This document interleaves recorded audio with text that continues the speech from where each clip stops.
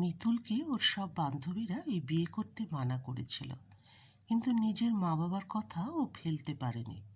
ওরা আর্মির মেজর সায়নের সঙ্গে মিতুলের বিয়ে ঠিক করেছিলেন। মিতুল ওর মা বাবার একমাত্র মেয়ে, সুন্দরী, সুশ্রী, লেখাপড়া জানে, নাচেও দারুণ। মাঝে মধ্যে ওর নাচের অনুষ্ঠানও থাকে, খুবই প্রাণবন্ত। ওদিকে সায়ন লেখাপড়া শিখে আর্মিতে চাকরি নিয়ে হিমাচল প্রদেশে পোস্টেড। বিয়েটা যেহেতু দুই পরিবার মিলে ঠিক করেছিল, তাই বিয়ের আগে ওদের নিজেদের মধ্যে সেভাবে কোনো পরিচয় গড়ে ওঠেনি। মিতুলের সাথে সায়নের একবার কিছু সময়ের জন্য দেখা হয়েছিল, যখন সায়নরা মিতুলকে দেখতে ওদের বাড়িতে এসেছিল। সায়নের লম্বা চওড়া চেহারা দেখতেও সুন্দর দেখে মিতুলের পছন্দ হয়েছিল। সায়ন যেহেতু আর্মিতে আছে, সেই জন্য অনেকে মিতুলকে বিয়ে করতে বারণ করেছিল, কারণ সেনাকর্মীদের কখন কী হয় কেউ জানে না। তাছাড়া এই বিয়ে হলেও মিতুলকে শ্বশুরবাড়ির কাছেই থাকতে হবে। যখন সায়ন ছুটি পাবে তখন ওদের দেখা হবে। যাই হোক, সায়নের সাথে মিতুলের বিয়েটা হয়েই গেল। ফুলশয্যার রাত তখন প্রায় রাত 1টা বাজে। সায়ন মিতুলের কাছে আসে। সায়ন ওর সাথে নানা ধরনের গল্প করতে থাকে, নিজের সম্বন্ধে অনেক কথা মিতুলকে বলে। মিতুলও মন দিয়ে ওর কথা শোনে। মাঝে মাঝে সায়ন মিতুলের কি পছন্দ না পছন্দ জেনে নেয়। সায়নের কথা শুনতে শুনতে মিতুলের ঘুমে চোখ বুজে আসছে দেখে সায়ন সেটা বুঝতে পেরে ওকে বলে, রাত প্রায় শেষ হয়ে আসছে, তুমি একটু ঘুমিয়ে নাও। মিতুল চোখ বোঝে, আর সায়ন ওর মাথায় হাত বোলাতে থাকে। সকালে মিতুল ঘুম থেকে উঠে দেখে সায়ন তখনও ঘুমোচ্ছে। ঘুমন্ত সায়নের মুখটা এখনও ভালো করে দেখল। ওর শান্ত শিশুসুলভ মুখ দেখে মিতুলের মায়া হয়। গতকাল রাতটা তো ওদের ফুলশয্যার রাত ছিল। বন্ধুরা তো কত কি বলেছিল, সায়ন নাকি ওর সব কিছু ছিনিয়ে নেবে, নিজেকে নাকি সায়নের কাছে সমর্পণ করতে হবে। কই, সেই সব তো কিছুই হলো না। সায়ন তোর গায়ে হাতও পর্যন্ত দেয়নি। সব পুরুষ একরকমের হয় না।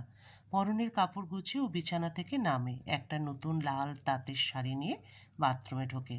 স্নান সেরে শাড়িটা পরে বেরিয়ে এসে দেখে সায়ন তখনও ঘুমোচ্ছে। ঘরের দরজা খুলে বাইরে বেরিয়ে দেখে আত্মীয় স্বজন তখনও রয়েছে। মিতুল সোজা রান্নাঘরে যায়।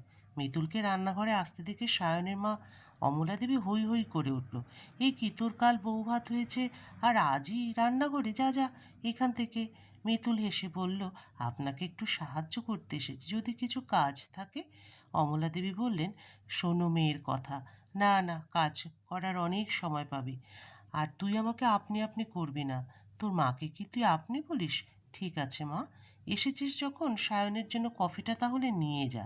কফি নিয়ে নিজের ঘরে ফিরতে ফিরতে মিতুল এত ভালো শাশুড়ি পাওয়ার জন্য ভগবানকে মনে মনে ধন্যবাদ জানায়। ঘরে এসে দেখে সায়ন এখনও ঘুমোচ্ছে। সায়নের গায়ে হালকা ধাক্কা দিলে ও জেগে যায়। মিতুলকে দেখে বলে, তুমি উঠে পড়েছ? হ্যাঁ, এবার তুমি ওঠো, অনেক বেলা হয়ে গেল। সায়ন উঠে বসলে মিতুল কফির কাপটা এগিয়ে দেয়। সায়ন কফিতে চুমুক দিলে মিতুল ঘর থেকে বেরিয়ে যাওয়ার চেষ্টা করলে সায়ন বলে, একটু বসো। মিতুল বসলে সায়ন বলে, তোমার স্নান হয়ে গিয়েছে দেখছি। অনেকক্ষণ, তুমি তো তখন ঘুমোচ্ছিলে, এত তাড়াতাড়ি উঠলে? রাতে তো তেমন ঘুম হয়নি। ঘুমিয়েছি তো। সায়ন হেসে বলে, হ্যাঁ তা ঠিক, আমার ঘুম কেড়ে নিয়ে নিজে ঘুমালে? মানে, তুমি ঘুমিয়ে গেলে আর আমি বসে থাকলাম, যদি তুমি ওঠো এই আশায়। এ মা, আমি সেটা বুঝিনি, তাই তো মিস হয়ে গেল। কি, তোমার আদর খাওয়া? ধ্যাত। মিতুল হাসতে হাসতে ঘর থেকে বেরিয়ে গেল। হানিমুনে যাওয়ার প্রস্তুতি শুরু হলো, হাতে সময় কম। সায়ন বেশি দিনের ছুটি পায়নি, তাই এর মাঝে বিয়ে আর হানিমুন দুটোই করে নেবার পরিকল্পনা। সায়ন এ ব্যাপারে মিতুলের মতামত নেবার সময় পায়নি। মিতুল ঘর থেকে বেরিয়ে যাওয়ার পর সায়ন তাড়াতাড়ি কফি খাওয়া শেষ করে স্নান করতে ঢোকে। টাওয়েলটা সঙ্গে নিল না। সেই সুযোগে বাথরুম থেকে মিতুলকে ডাকে। মিতুল টাওয়েলটা দেবার সময় সায়ন বলে, একটু কথা আছে, দাঁড়াও। বলো। সায়ন টাওয়েল পরে বাথরুম থেকে বেরিয়ে আসে। তারপর বলে, হানিমুনে কোথায় যাবে? মিতুল বলে, আমি জানি না। সায়ন বলল, সময় কম, বেশি দিনের জন্য যেতে পারবো না, তুমি যা ভালো বোঝো। সায়ন আর কথা বাড়ায় না। হিমাচল প্রদেশে সবসময় পাহাড় দেখে, তাই সমুদ্রে যাওয়াই ঠিক হয়। আবার কম সময়ে বেশি দূরেও যাওয়া যাবে না। সায়ন পুরী যাওয়ার প্ল্যান করে। পুরীর সমুদ্রে লাফালাফি ছোটাছুটি করে মিতুল ক্লান্ত। জল থেকে উঠে এসে বালির ওপরে বসে পড়ে। সাথে সাথে সায়নও চলে আসে। চুড়িদারটা ভিজে মিতুলের শরীরে লেপ্টে গিয়েছে, অন্তর্বাস ভেসে উঠেছে। সায়ন বেশ উত্তেজিত হলো ওকে দেখে। মিতুলকে বলল, চলো হোটেলে ফিরে যাই। আর একটু থাকবে না? কাল আবার আসবো। মিতুল আর কিছু না বলে হোটেলে চলে আসে। ঘরে ঢুকে সায়ন মিতুলকে কোলে করে তুলে বাথরুমে নিয়ে যায়। শাওয়ারের নিচে সায়নকে জড়িয়ে ধরে, আদর করতে করতে একটা একটা করে জামা কাপড় খুলে দেয়। কাল রাতে নিজেদের বিছানায় আধো অন্ধকারে মিতুল আর সায়ন প্রথম এভাবে কাছে এসেছিল, কিন্তু আজ দিনের আলোয় এভাবে একে অপরকে দেখে দুজনেই সব ভুলে নিজেদের যৌবনের আনন্দ পুরোপুরি ভোগ করে। পরে বিছানায় দুটো শরীর এক হয়। দুটো দিন এইভাবেই কেটে গেল। তারপর দিন সায়নের অফিস থেকে জরুরি ফোন আসে, ওকে শীঘ্রই কাজে যোগ দিতে হবে। ওদের পুরীতে আরও দুদিন থাকার কথা ছিল, কিন্তু কোনো উপায় না থাকায় ওরা ওই দিনই কলকাতায় ফিরে আসে। পরের দিন সায়ন হিমাচল প্রদেশে চলে যাবে। মিতুলের ভীষণ মন খারাপ।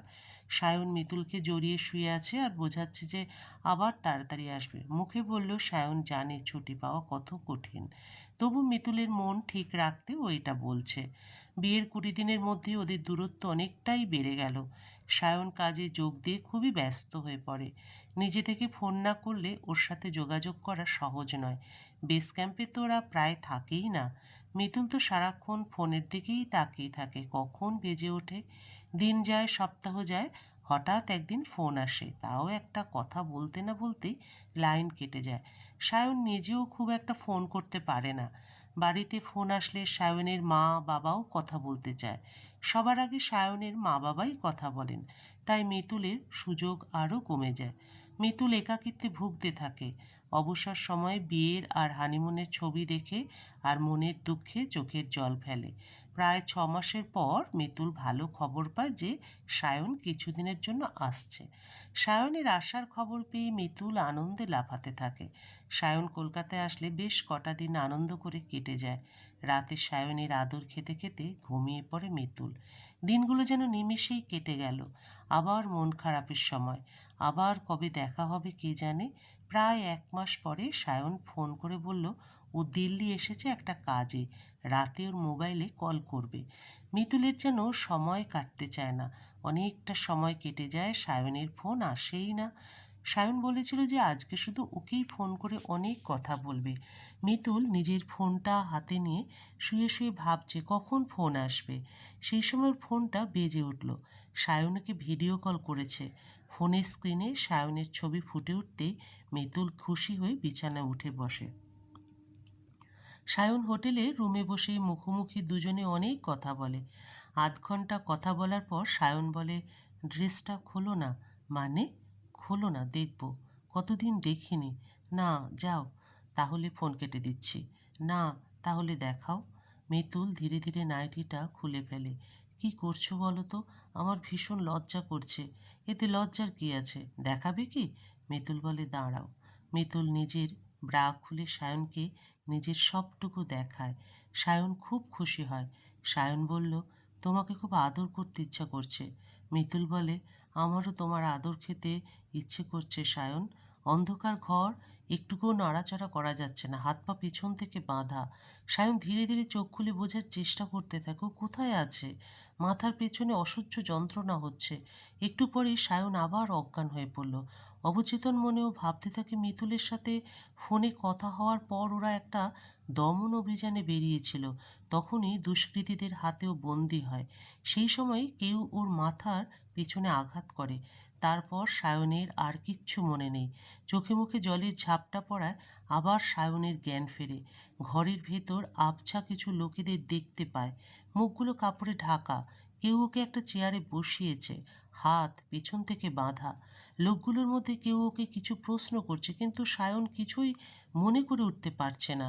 ওর শুধু একটাই কথা মনে পড়ছে, যেখানে ও গুলি চালাচ্ছিল।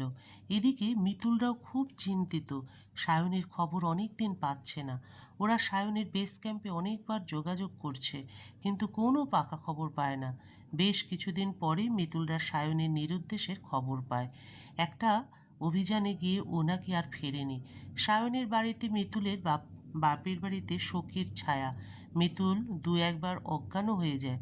ওরা ভাবছে সায়ন হয়তো আর বেঁচে নেই, কিন্তু যেহেতু সেনাবাহিনী ওর মৃতদেহ পায়নি, তাই সায়নকে মৃত বলা যাচ্ছে না। সায়নের হাত পায়ের বাঁধন খুলে দেওয়া হয়েছে। ঘরের মধ্যে ধীরে ধীরে একটু ঘোরাফেরা করে। আর্মির পোশাক আর ওর গায়ে নেই, লোকগুলোকে স্থানীয় পোশাক পরিয়ে দিয়েছে। মাথার ব্যথাটাও আর নেই বললেই চলে। সায়ন একদিন ঘর থেকে বেরিয়ে দেখে ও একটা গ্রামে আছে, চারিদিকে বিস্তীর্ণ সবুজ উপত্যকা, দূরে ধান ক্ষেত। সায়ন ঘরের বাইরে আসা একটি বয়স্ক লোক ওকে ইশারায় ডাকে। ও কাছে যেতে বলে, বেটা ইধার बैठो। সায়ন বসতে আবার বলে, तुम्हारा नाम क्या है बेटा? সায়ন কোনো উত্তর দেয় না। ঘর কিধার হ্যায়? ঘর মে কন কন হ্যায় তোমারা?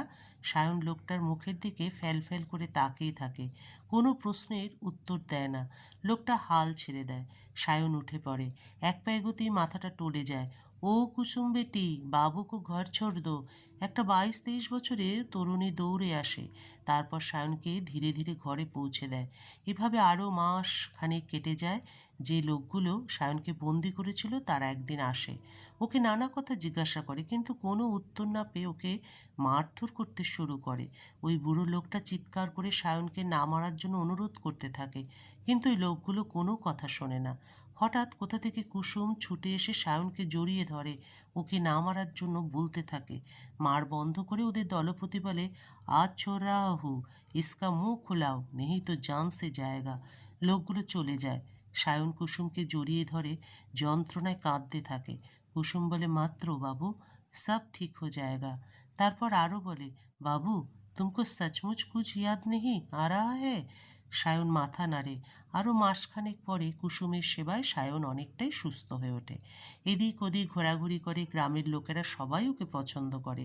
আর মনে মনে এটা ভেবে দুঃখ পায় যে সায়নের বাড়ির লোকেরা কত না চিন্তা করছে। ওদিকে সায়নের মা বাবা অনেকটা ধাতস্থ হয়ে গেলেও মিতুল কিছুতেই সায়নকে ভুলতে পারছে না। সায়নের সাথে কাটানো বিভিন্ন মুহূর্তগুলো কখনো ওকে হাসায়, কখনো কাঁদায়। মাঝে মাঝে ভাবের ঘুরে নিজের শরীরে হাত বোলায় আর ভাবে সায়ন আদর করছে। এভাবে আরও 2 মাস কেটে যায়। কুসুম সায়নের ঘরে ধুনো দিতে এসে দেখে সায়নের ধুম জ্বর, জ্বরেও কাঁপছে। কুসুম তাড়াতাড়ি করে এসে ওর বাবাকে খবর দেয়। দুজনে মিলে ফিরে এসে দেখে সায়ন জ্বরের ঘরে ভুল বকছে, চোখ দুটো লাল হয়ে আছে। এই গ্রামে কোনো ডাক্তার নেই, প্রায় 5 কিলোমিটার দূরে স্বাস্থ্যকেন্দ্র, সেটাও রাতে খোলা থাকে না। কুসুমকে ওর বাবা বলল, তুম বাবু কো দেখো, मैं ঠান্ডা পানি লেকে আ রাহা হুঁ। কুসুমের বাবা চলে গেল। কুসুম সায়নের গায়ে আরও একটা কম্বল চাপিয়ে দিল। এই সময় কুসুমের বাবা ঠান্ডা জল নিয়ে আসে। তারপর বলল, मैं बाहर हूँ, जरूरत होने से बुला लेना बेटी। কুসুমের বাবা চলে যেতে কুসুম সায়নের পাশে বসে ওর মাথায় হাত বুলিয়ে দিতে লাগলো। সায়ন জ্বরের ঘরে বিড়বিড় করে অনর্গল কথা বলছিল, যা কুসুম কিছুই বুঝতে পারল না। কিছু জড়িবুটি ওষুধ সায়নকে খাওয়ালো। কুসুম কখনো সায়নের পায়ের পাতায়, কখনো হাতের তালু ঘষে ঘষে গরম করার চেষ্টা করতে থাকে। মাথায় জল ঢালাতে ভোর রাতের দিকে সায়নের জ্বরটা কমে আসে। কুসুম সায়নের শান্ত মুখের দিকে তাকিয়ে আছে। কুসুম একবারের জন্য 2 চোখের পাতা এক করেনি। ধীরে ধীরে রাত শেষ হয়ে আসছে। সায়ন উঠে বসার চেষ্টা করে, পারে না। কুসুম ওকে ধরে ওঠানোর চেষ্টা করে। সায়ন অস্ফুটে বলে, জল। কুসুম সায়নের জন্য জল এনে ওকে খাওয়ানোর চেষ্টা করলো। একটু জল খেয়ে সায়ন মাথা ঘুরে পড়ে যাচ্ছিল। কুসুম তাড়াতাড়ি করে ওকে জড়িয়ে ধরল। সায়নও কুসুমকে জড়িয়ে ধরে। জীবনে প্রথম কোনো পুরুষের স্পর্শে কুসুমের শরীর অবশ হয়ে আসে। কুসুম সায়নকে আবার শুইয়ে দেয়, কিন্তু সায়ন কুসুমকে না ছেড়ে আরও গভীরভাবে জড়িয়ে ধরে। সায়ন কুসুমের গালে গলায় চুমু দিতে থাকে। কুসুমের সারা শরীরে এক অজানা শিহরণ খেলে গেল। নতুন সকালকে সাক্ষী রেখে সায়ন কুসুমের মধ্যে প্রবেশ করে। কুসুমও নিষ্পাপ ভালোবাসে ওর সব কিছু সায়নের হাতে তুলে দেয়। কুসুম আর সায়নের শাদি। দুজনের ভালোবাসার ফুল কুসুমের গর্ভে ফুটছে। কুসুম ভেবেছিল যে ওর বাবু হয়তো শুধু ওর শরীরটা নেবে, ওকে না। কিন্তু সায়নের প্রতি প্রবল ভালোবাসায় কুসুম ওর শরীরটা বারবার সায়নকে দিয়েছে। এরপর সায়ন যখন কুসুমকে বিয়ে করতে চায়, তখন কুসুম খুশিতে পাগল হয়ে ওঠে। বিয়ের রাতে কুসুম সায়নকে আদর করতে করতে ওদের মাঝে তৃতীয় অস্তিত্বের কথা জানায়। সায়ন খুব খুশি হয়। দিন কেটে যায়। কুসুম 9 মাসের গর্ভবতী। সায়নকে কোনো কাজ করতে দেয় না। যেটুকু যা করার সায়ন করে। কুসুমকে সব সময় চোখে চোখে রাখে। একদিন হঠাৎ ওদের গ্রামে কিছু দুষ্কৃতী ঢুকে আসে। তাদের মধ্যে দুজন সায়নদের ঘরে আশ্রয় নেয়। কুসুমের মাথায় বন্দুক ঠেকিয়ে ওরা সায়নদের নজরবন্দি করে। দুষ্কৃতীদের ধরতে পুরো গ্রাম আর্মি বাহিনী ঘিরে ফেলে। শুরু হয় গুলির লড়াই। আর্মির লোকেরা এক একটা ঘরে ঢুকে ঢুকে তল্লাশি করছে। কুসুমের মাথায় দুষ্কৃতীর বন্দুক রাখাটা সায়ন সহ্য করতে পারে না। সুযোগ বুঝে একটা দুষ্কৃতীকে ঘায়েল করে ওর বন্দুকটা ছিনিয়ে নেয়। অন্য দুষ্কৃতীটি কিছু বুঝে ওঠার আগেই সায়ন গুলি চালায়। বাইরে তখন গুলি আর গ্রেনেডের লড়াই শুরু হয়েছে। কুসুমের বারণ না শুনে সায়ন বন্দুক নিয়ে ঝাঁপিয়ে পড়ে। গুলিবিদ্ধ হয়ে সায়ন হাসপাতালে ভর্তি। জ্ঞান ফিরতেই মিতুলের নাম ধরে চিৎকার করে ওঠে। সেনাবাহিনীর লোকেরা তাড়াতাড়ি ছুটে আসে। সায়নের সব কথা শুনে বেস ক্যাম্পে খবর পাঠানো হয়। সেখান থেকে সায়নের বাড়িতে খবর যায়। মিতুলের বাড়িতে যেন বাজ পড়ে। মিতুল পরের দিনই শ্বশুরমশাই আর বাবাকে নিয়ে রওনা দেয়। সেখান থেকে সেনাবাহিনীর বেস ক্যাম্প হয়ে হসপিটাল। দীর্ঘ 1.5 বছর পর মিতুল আর সায়ন মুখোমুখি। দুজনের চোখ দিয়ে জল গড়িয়ে পড়ছে। মিতুল সায়নকে জড়িয়ে ধরে চুমু খেলো। এই সময় ডাক্তারবাবু সায়নকে তাড়াতাড়ি আসতে বলে, কারণ কুসুমের শরীর খুব খারাপ। সায়নের মনে পড়ল সেই দিন ঘর থেকে বন্দুক নিয়ে বেরিয়ে যাবার পর ওদের ঘরের সামনে একটা গ্রেনেড ফাটে। ওর আর কিছু মনে নেই। সেনাবাহিনীর লোকেরা সায়ন আর কুসুমকে হাসপাতালে ভর্তি করে। সায়ন গিয়ে দেখে কুসুমের শরীর অর্ধেক ঝলসে গিয়েছে। জোরে জোরে শ্বাস টানছে। ওর শেষ সময় উপস্থিত। নার্স একটা ছোট্ট বাচ্চা নিয়ে আসে, এক কন্যা সন্তান। সায়ন আর কুসুমের ভালোবাসার চিহ্ন। সায়ন হাত বাড়ানোর আগেই মিতুল বাচ্চাটাকে কোলে তুলে বুকে জড়িয়ে ধরে। কুসুমের জন্য সায়ন আজ মিতুলের পাশে দাঁড়িয়ে আছে। মিতুল আর সায়নের দু চোখে জল। কুসুমের ঠোঁটের কোণায় হালকা হাসি। ধীরে ধীরে ওর চোখ বন্ধ হয়ে এলো। সারা আকাশ বাতাস জুড়ে একটাই কথা ভেসে আসছে, বাবু তুম বাস খুশ রহো, এই চাহাত হ্যায়। গল্পের সমাপ্তি এখানেই। আবার দেখা হবে পরবর্তী আরেকটি গল্পের সাথে।